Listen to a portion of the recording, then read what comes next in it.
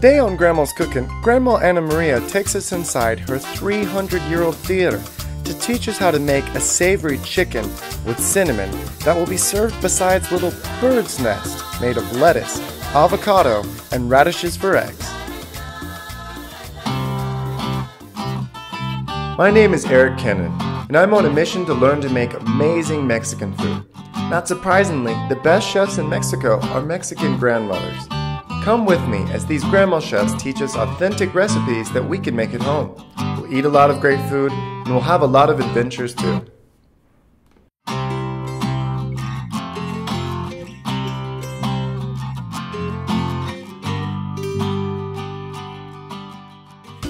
I love going to Mexican markets with the ingredients list that Grandma gave me. It's fun to get lost amongst all the piñatas, limes, tomatoes, and avocados. Fresh ingredients are abundant in Mexico. This is how I want to decorate for Christmas, with red and green chorizo sausages. The green ones are made with jalapenos. Grandma Anna Maria asked for an entire chicken, so I sought out the market's best pollero, or chicken seller. The grandmother who's going to teach us to cook today, she's the owner of this theater. It's been in her family forever. She comes from generations and generations of actors. I'm friends with her grandson. They all act together in the shows. The whole family, they put on the shows together. I remember Grandma came out at the end and slapped her grandson around. She's a real character. When I met Grandma Anna Maria's theater is called Corral de las Comedias, or Comedy Corral. Hey. Hola, señora. Gracias por recibirnos aquí. No, bienvenida a tu Corral de Comedias y casa también. She told me about the haunted tunnels underneath her theater and how they can still hear spirits walking around at night. Imagino que hay muchos fantasmas por allá. Sí, algunos por ahí. ¿Y andan aquí en la noche? Alguna vez yo he visto algo al oscurecer totalmente después de las 2 de la mañana. Por eso me apresuro. Por suerte ahora es las 2 de la tarde. Exactamente. No va a pasar nada, no tengas cuidado. Son amistosos. The entrance to her home is the entrance to this stunning theater. This is one of the most famous theaters in Mexico and has seen thousands of productions on its stage. I actually have some footage from a children's play I saw a few years ago. The two actors you see here are none other than Anna Maria's son and grandson.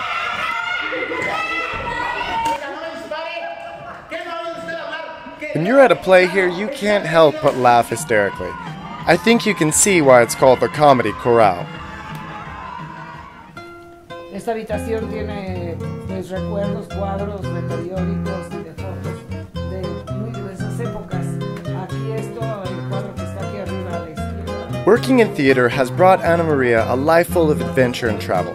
She told me about the honor of being invited to perform at one of the oldest theaters in Spain, and also of traveling up to the mountain villages of Mexico to bring theatrical performance to isolated villages where no one could read or write. I asked her if she could show me the costume closet. Her theatrical nature came out when we found some of the costumes and props from plays of the past. Sí, son joycaques y vienen papelitos el miel como a mí me gustan, pero ¿de dónde salieron? ¿Quién me los trajo? Ustedes no vieron, ay, pero están bien ricos. Yo también quiero probar. Qué bueno que fueran de verdad. Ya no vamos a tener hambre por Muy bien. Okay. ¿Eso es la cocina? Es la cocina.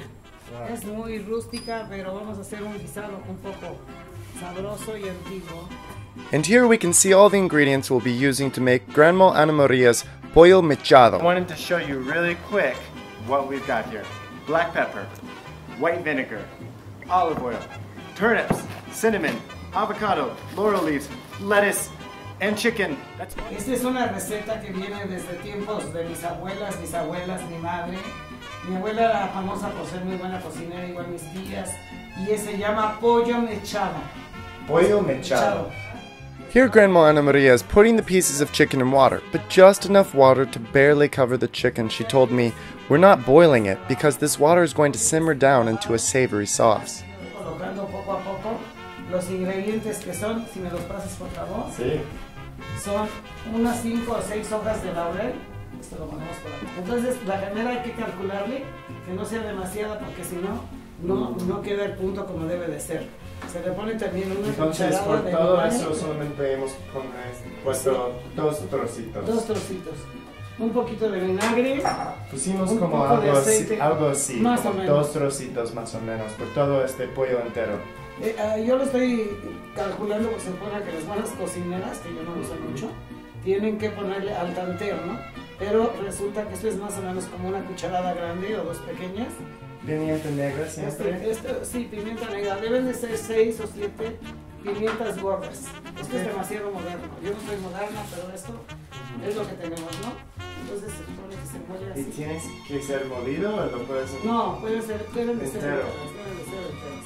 La sal no debe de ser muchísima, porque esto se va a resubir o resecar como, digamos, entonces podría quedar salado. Más vale que después se rectifique la sazón. Ahora vamos a pulir ahora, y ahora vamos a preparar la lechuga que debe estar rebanada muy, pero muy finita. Grandma Ana Maria slices the lettuce into fine strips that will be mixed in with avocado, lime, and salt. ¿Y es una receta bien mexicana o tiene bien mexicana? No creo. Bueno, mi abuela era de ascendencia francesa y española. Y ella era la que nos tenía siempre al pendiente de todas sus recetas, porque era muy buena cocinera, igual mi madre, mis hermanas. Yo no soy muy buena cocinera, se los digo, la manera de hacerla para guacamole picado, se pica dentro de la misma cáscara, se pasa el primero tira, luego en un sentido, luego en el otro, y luego hasta se puede condimentar aquí mismo. Tenemos 2 árboles de limones, pero no trajimos los limones, y vamos a tener para acabarlo de condimentar. We're on an emergency mission. We're inside cooking, but she needs a lime and she needs one fast. So she sent us outside to this little courtyard of hers. I'll bring her a few limes.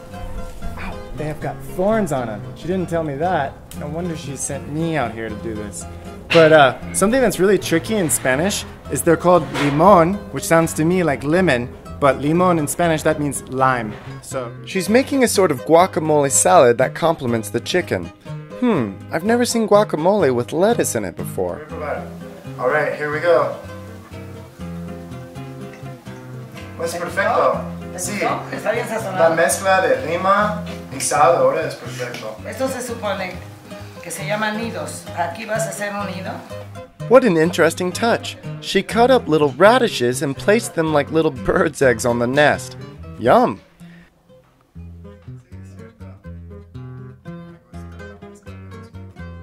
The chicken was coming along nicely, with the water boiling down and the chicken grease coming out to create a delicious broth that will ladle over the chicken once we serve it. I can't wait for this chicken to get out of the pot. Está a punto de estar en la consistencia que debe estar la salsa, o sea, la grasa. She took some of the stock and put it over into a smaller simmering pan so she could really boil it down. She then took it to the table, plated it next to the bird's nest, and adorned the whole thing with potato chips. Tiene estas maravillas modernas, se hacía con papas ralladas en casa, fritas en un caso con mucho aceite o mante. I'm excited to see how this turned out. This chicken smells so darn good, I can barely wait. This was episode 1 of Grandma's Cooking Goes to Mexico. We're here in central Mexico in a 300-year-old theater teaching you to make authentic Mexican recipes. And now it's time a comer, to eat. Shall we?